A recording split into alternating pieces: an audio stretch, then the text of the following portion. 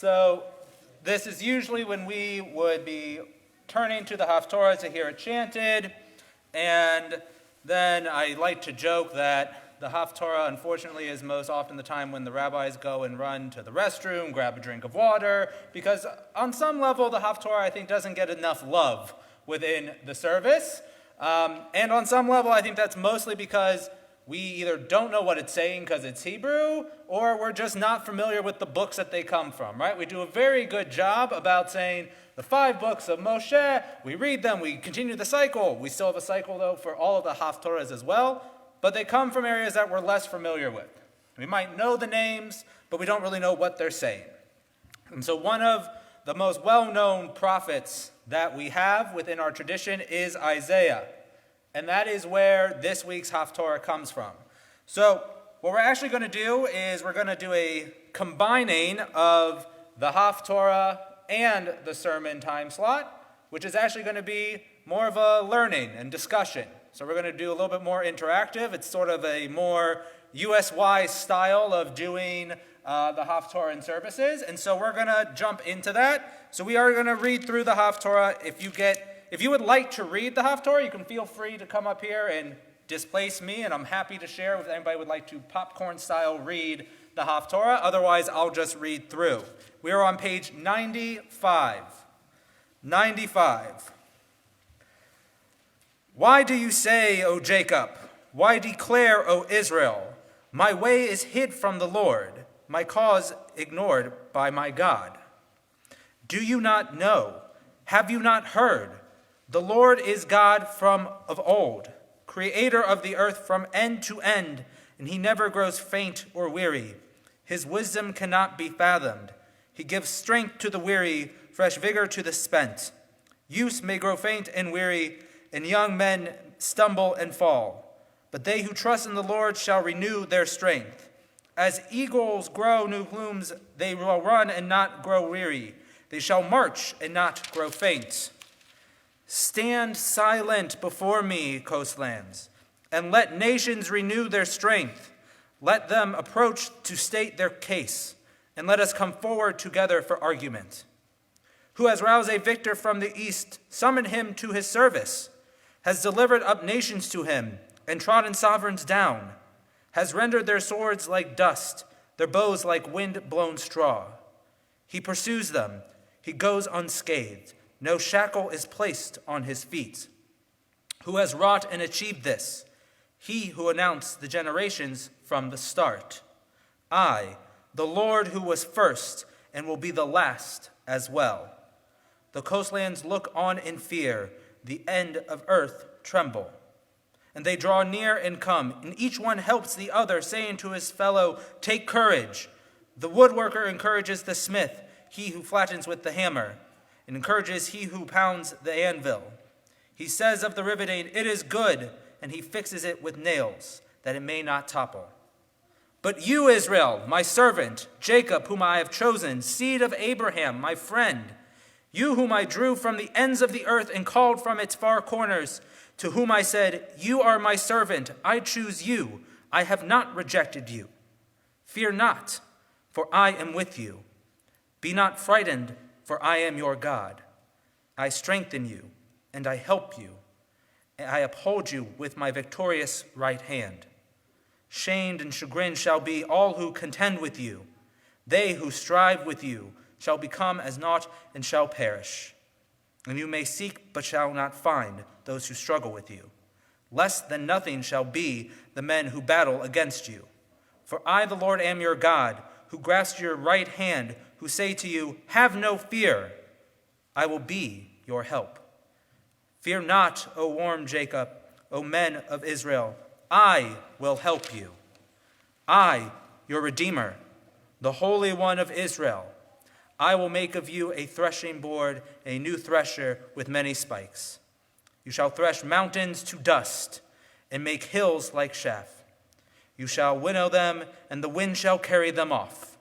The whirlwind shall scatter them. But you shall rejoice in the Lord and glory in the Holy One of Israel. First impressions. Anyone, anything, any first impressions, things you notice? Or even, what was the experience actually hearing the Haftarah in English and knowing what those words are saying? Great, I'm getting thumbs up from Zach in the front. Good. I'll take thumbs up from any adults in the room too if we enjoyed that. All right, great. Thumbs up on the reading in English. So what's this Haftarah saying? What do you think it's saying? Never alone. Great. Fantastic. Never alone.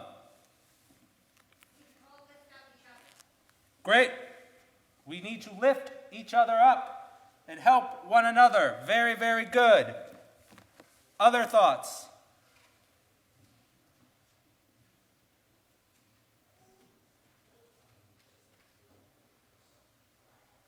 Other thoughts? I'm having some help from the U.S. Wires passing out a bit of a source sheet. It might look overwhelming. Don't worry, we're not doing all 7 pages, but I want to provide more stuff for you all to think about and consider in this week's Haftarah. Yes? People who believe in God have no reason to fear. Great, right? People who have a belief in God have no reason to live in fear. Now, does that mean that everything's always going right if you believe in God? No, right? We all can sort of, I think, laugh that idea off. It would be great, but that's not the reality. But it's about the idea of getting strength and where you get strength from. And so we're going to look at some different questions, and I'm going to tell you what I think this week's Haftarah and really what our tradition tells us. Perhaps I'll teach a more expansive class in this idea in the future, but I just kind of wanted to look at what our Haftarah itself for Lecha is talking about. Also, there is usually a rationale behind why we connect the Torah reading to the Haftarah. So, we read the entire Haftarah. We know roughly what the entire Torah portion is about. Any ideas about why we might have said, yeah, this is a good Haftarah for us to read for Lech Lecha? If you have extras, if people need some, raise your hand. If not, no worries. Why might this be Lech Lecha's Haftarah? I'll even give you a little bit of a cheat sheet. Your Eitz Chaim sometimes says why before you read. So, to have me not necessarily explain always. Yes? You had any idea?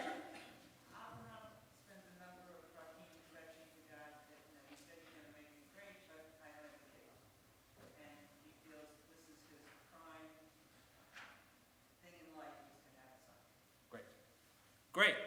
So first of all, as we all really know, one of the main aspects of Abraham's character is that throughout everything, he still kept this faith, right? And so we have this idea here of that idea of keeping that faith, right? And God keeps saying, you're going to be as numerous as the stars and sand and all this stuff going forward. And Abraham's kind of holding a big bagel being like, I've got 0, I have nothing. What are you talking about? And still is keeping this faith, though, throughout all of that, right? And so that is, I think, an interesting idea. Just keeping faith when things still aren't even going right. But also, this part here is sort of the fulfillment generations way, way later. We are in exile in this time when we're thinking of. We're in Babylon. And here it actually talks about it. And it is verse 41, or chapter 41, verse 8, where it says, "But you, Israel, my servant, Jacob, whom I have chosen, seed of Abraham, my friend." So here it's this connection of actually fulfilling the promise that we are told and that Abraham was told about in our Parsha, and then we can see it again here. And also that same idea that throughout everything that Abraham went through, he still kept that faith. The Jews in this time are going through a lot. They're in exile. They don't have a home. And yet this could then, as the prophets try and do often, try and uplift the people if they've changed their ways, and that has happened. But the prophets usually come in, give a warning, tell the people to change, and then hopefully they will see what will happen. Think of Jonah, right? Jonah, prophet, goes, tells them, and they change their ways. That's the role the prophet usually fills. Some are more successful than others because the people that they're talking to, that's not necessarily speaking bad against the prophets, but our ancient ancestors sometimes decided they wanted to be right instead of getting it right. So if you have a source sheet, we're just going to go through a couple of these, couple of questions also. So this is the beginning of our Haftarah where it says, "Why do you say, O Jacob? Why declare, O Israel? My way is hid from the Lord. My cause is ignored by my God." So what do we have going on here? I provided some questions underneath if you want to take a look at those, but what's happening? What's your first initial reaction? What questions jump out to you?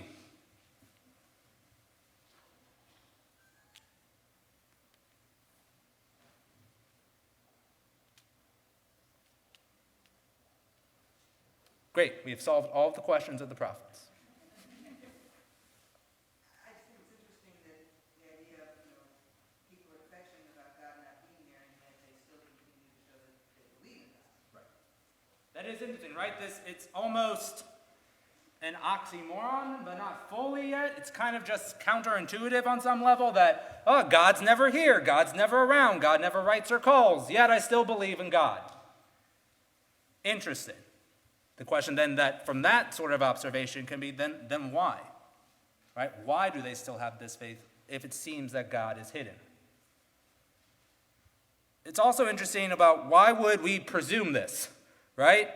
Why would an individual presume that they're hidden from God or that God's ignoring them? I try and have a relationship with God, but I don't feel that God is hiding from me necessarily. Is that a feeling, an emotion that you individually have ever felt? That God is hiding from you? And then what would that mean if God is hiding from you?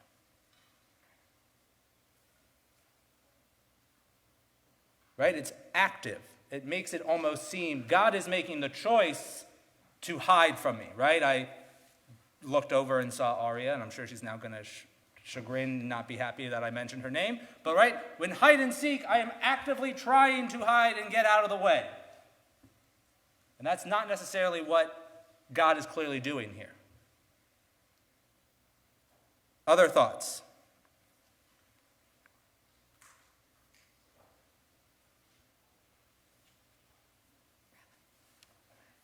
Do you have, yeah, go ahead. I think when it's talking about God hiding, it's like they're talking about when something bad is going on in the world, like a lot of people question how can there be a God if such bad things happening? So it's almost as if he's hiding when those things are happening. Great, right? Great. I don't think any of us can think of any terrible thing that's been going on for the past 18 months that we've probably been questioning that, right? I'm sure all of us here, at one time or another, have maybe had that thought. Yes, April. Sometimes we feel like God is hiding from us when he really isn't. He's just waiting to see how we respond. Okay. Very interesting way to see how we might respond from that. Great. Bob? It's a test. Great. Great. Right? And I think that also is a subtle little connection to Abraham, right? We kind of there are lots of tests that Abraham gets, but his first one was even listening to God and saying, Lecha, go, get out of here to an entire place that I don't know, you don't know. I'll kind of tell you when you get there. You don't have a GPS or a triptych to get there, but just listen, I'll let you know. Right? And so it's an interesting idea that it could be a test. Again, all of these about trying to keep our faith.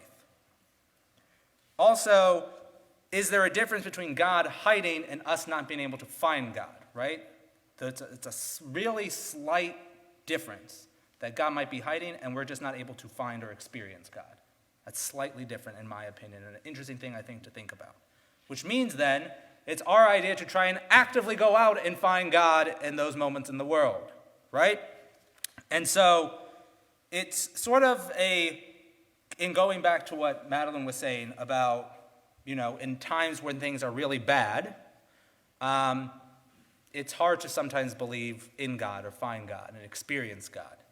And so I often like to quote my teacher and mentor, Rabbi Brad Shavit Artson, who talks about his theology and does process theology. It's, again, another class for another time.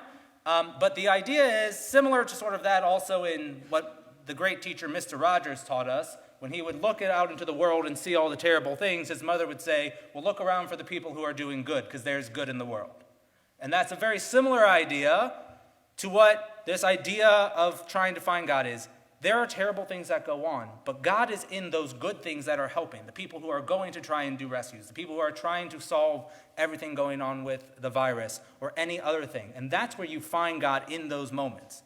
And they're somewhat hidden, because also that's not what necessarily we focus on. We tend to focus on the terrible and those things obviously in that moment.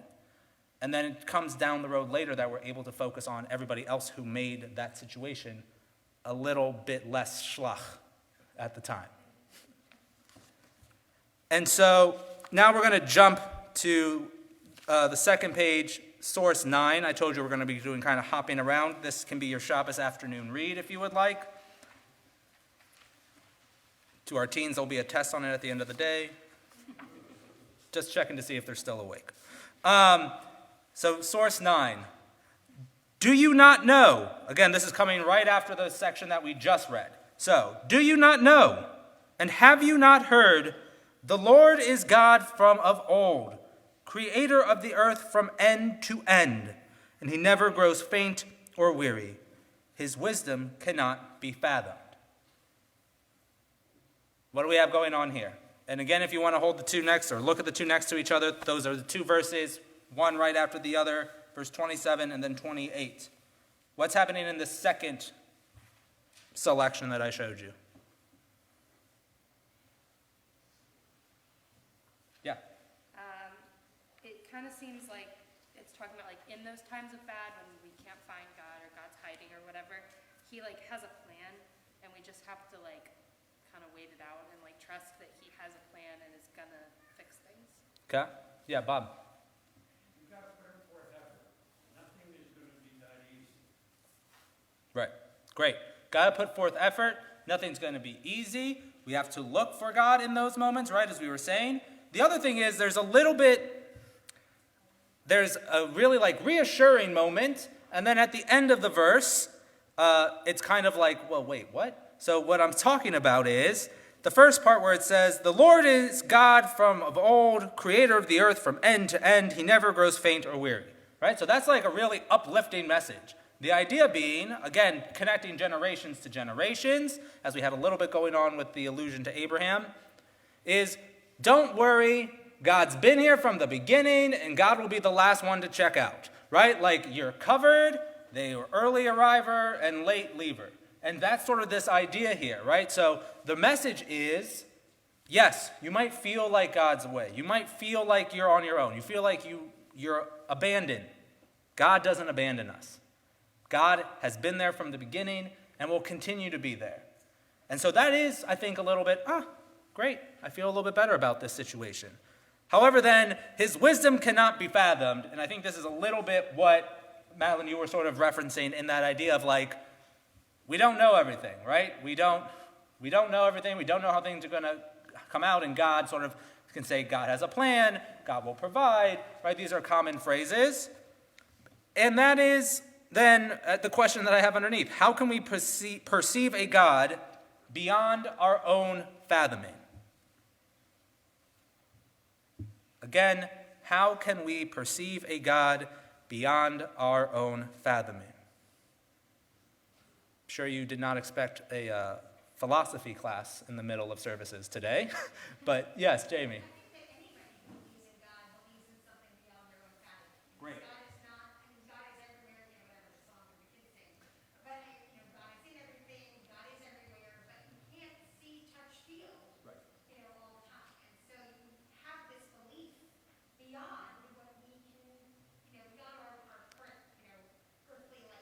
Great. Great. Right? So for us in our faith, if we're going to have any connection to belief in God, we have to already accept that we are not going to know that aspect of it, right? And it's like the thing that I always like to my father talks about this, sort of like looking at your thumb, and you say, okay, so let's say that my thumb right here at the top of the nail is everything that I know, okay? All the things that I'm able to know. And then let's say down to the nail, right at the bottom, is everything I know I don't know, right? So I know I don't know a lot of science. I know if you ask me to do your books for bookkeeping, don't call me, call the other Miller. Okay? Right? So I know the things I don't know. And then the rest of my thumb, or really you could say your finger or your whole hand, are the things I don't know I don't know. That's God. Right? The vast amount of things that we don't know, that we will never be able to understand, that we will never be able to comprehend, is the divine. And it's also okay. We're not meant to know all of that. Otherwise, we wouldn't be here on earth in humans in that way. We're not divine in that same way. We do have the divine spark. Each one of us does. Each one of us has that godliness that is able to be there, which is also the reason why God is never absent from our lives. We each are but a little bit of divine moments, a little bit of Hashem in each and every single one of us. And so as long as we have each other, and that way that we are supposed to pull each other up, the same way that the woodworker pulls up the blacksmith that we talk about in the Haftarah, God is present and God is there. And that's in a world where sometimes it seems bleak, where sometimes we feel like God is hiding from us, that we can actually get reassurance that we know we're not alone and that we have each other. And through that, with one another, we can do divine work and bring a little bit more of Hashem into this world. And that is what our Haftarah portion is going to try and teach us. That's the message that we should hearken to and lean on as we move forward this week and really each and every single day. So with that, thank you for learning with me, and Shabbat Shalom.